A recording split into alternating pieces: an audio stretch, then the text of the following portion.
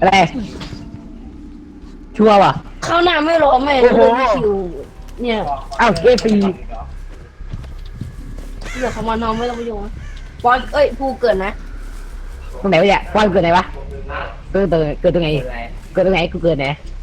กูเกิดไหนอะไรนะกูเกิดตรงไหนกูหลบแป๊บนึงเจอฆาตกรวิ่งออกเฮ้ยโอ้โหเครื่องไฟเจอแล้วไปปั่นเลยไว้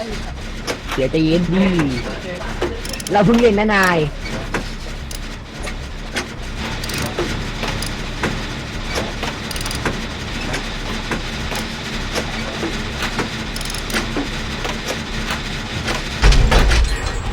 โอ้ยแย่ปล่อยคนเดินมาฝั่งนี้แย่แล้วมันจะมาหาเราเลยใครวิ่งวะวิ่งหนุ่มขวยดำเหี้ยมึงอยู่แถวไหนเนี่ยผู้เคลียร์เซฟมึงอยู่ใกล้เมื่อกี้ที่คนปั่นเสร็จแล้วพี่ใกล้ๆปะใกล้ๆกันปั่นเสร็จเมื่อกี้เนี่ย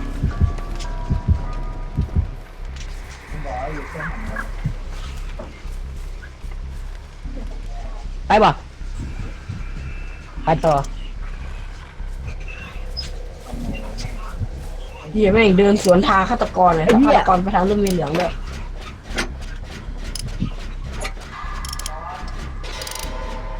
จบแป๊บ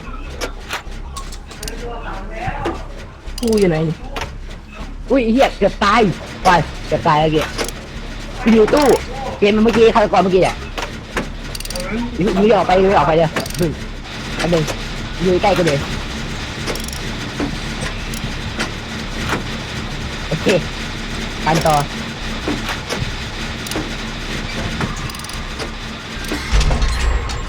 กูปั่นโคตรเร็วพวกมึงเนี่ยเขาจะยืนดิพวกกูนี่ระดับเสียงเธอปั่นโคตรเร็วเลยว่ะปั่นกัน2 คนกูหามึงไม่เจอนี่ใกล้กันเลยเมื่อกี้แหละปั่นเสร็จเมื่อกี้แหละนี่ใกล้กันเลยไม่น่าเครื่องมึงบอกไม่ใช่ปั่นไฟเดอร์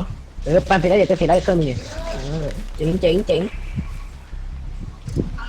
ปั่นปุ๊บเดินหนีนะมึงอย่าอยู่ที่เดิมนะกูนะ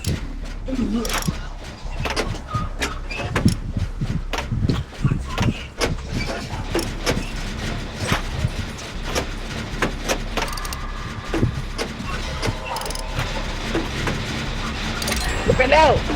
เจ๋งกูเจ๋งนี่ไงกัดเดี๋ยวกูไปหาอยู่แถวนั้นเลยป่ะ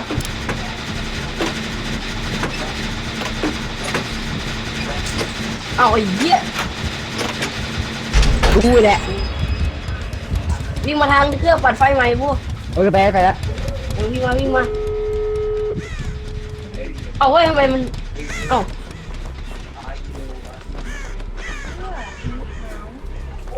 วิ่งกูตอนนี้กูตามหลังฆาตกรอยู่วิ่งหนีไปเลยถึงแล้ววิ่งเปิดดิวะใครมันยืนเปิดประตูโบกูอยู่ตรงนี้โบวิ่งเอาไอ้โบมึงอยู่ไหนเนี่ยวิ่งเข้าประตูกูไม่โดนเว้ย